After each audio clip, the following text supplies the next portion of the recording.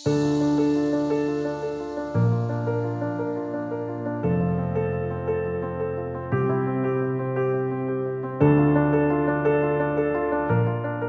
નામ શામભાઈ છે. મને 20 વર્ષથી ગોઠણા બહુ દુખતું હતું, પણ બધી જગ્યાએ જઈએ બધા ઓપરેશન માટે કહેતા, પણ મેં ના પાડી. ઘણી બધી એક્સરસાઇઝ કરાવી, પણ મેં એક્સરસાઇઝમાં થોડું કામકાજ વધતું ગયું.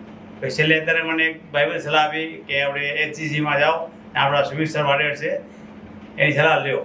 એટલે આવ્યો, પણ સાહેબે બધું વ્યવસ્થિત બધું સમજાવ્યું, વિડીયો બતાવ્યા, અને જે ટેબલ પર પડ્યા છે બધું બતાવ્યું કે તમારી આ પ્રોબ્લેમ છે, આગળ તમે એક્સરસાઇઝ નહીં કરાવો છો, જે એક્સરસાઇઝ કરો છો તો તમને બહુ તકલીફ પડશે.